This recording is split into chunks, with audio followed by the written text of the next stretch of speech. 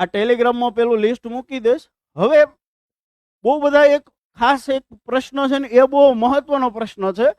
એ પ્રશ્ન બહુ પૂછે છે.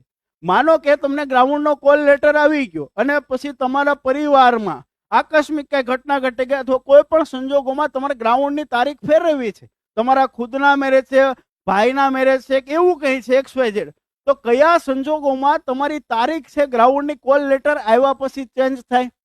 તો ગઈ ભરતીમાં એવા 3 મુદ્દાઓ ભરતી બોર્ડે જાહેર કરેલા હતા કે 3 મુદ્દાઓના આધારે તમને તારીખમાં રૂબરૂ બોલાવીને ફેરફાર કરી શકે.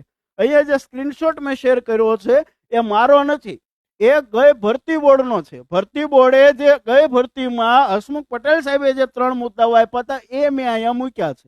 કીધું મહેનત કરી છે, ડેટા ગોત્યો છે, બહુ જૂનો ડેટા ખંખોળો તમારી સમક્ષ લાવ્યો કે ગ્રાઉન્ડનો કોલ લેટર આવ્યા પછી કોઈ ઇમરજન્સીમાં તારીખમાં ફેરફાર થઈ શકે તેવા 3 મુદ્દાઓ હતા. એમાં પહેલો મુદ્દો હતો કે ઉમેદવારના પોતાના લગ્ન અથવા પોતાના સગા ભાઈ બહેનના લગ્ન હોય તો આધાર પુરાવા સાથે ભરતી બોર્ડની ઓફિસે 3 દિવસ પહેલા, તમારું ગ્રાઉન્ડ હોય એના 3 દિવસ પહેલા રૂબરૂમાં જઈને તમારે અરજી કરવાની હતી. એવા કિસ્સામાં એક ફેરફાર થતો હતો.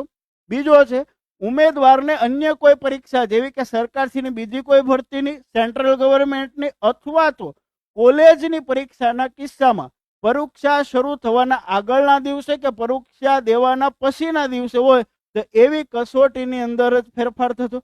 માનો કે તમારે આજે ગ્રાઉન્ડ છે, બરોબર, આવતીકાલે ગ્રાઉન્ડ છે, તો તમારે આગલા દિવસે પરીક્ષા એટલે પાછળના દિવસે એટલે તે દિવસે, એવા કિસ્સામાં રૂબરૂમાં જઈને તમે ફેરફાર કરી શકો. આ માહિતી એટલા માટે આપું છું, ઘણા છોકરા મૂંઝાઈ ગયા છે કે સાહેબ આ પ્રકારની ઘટના એને માહિતી જ નથી બિચારાકને, બરોબર. તો નિશ્ચિંત રહેજો, એવા કિસ્સામાં ફેરફાર થશે.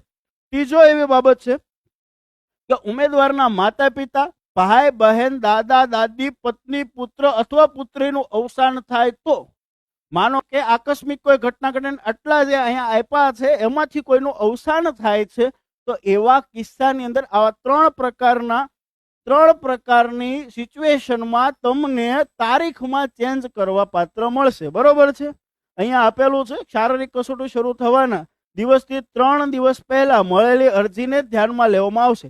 એટલે આ પ્રકારના જે કોલેજ કરતા ઉમેદવારો છે જેની પાસે નોલેજ નથી એ નિશ્ચિંત રહેજો. આવા કિસ્સામાં જે છે એ તમારું ગ્રાઉન્ડની તારીખ છે એ ચેન્જ થતી હોય છે. તો સૌથી પહેલી વાત મિત્રો આપણે શું જોઈએ આજે કે પરીક્ષા તમારી ક્યારે આવી શકે છે. ચાલો ડન છે એટલી વસ્તુ. હવે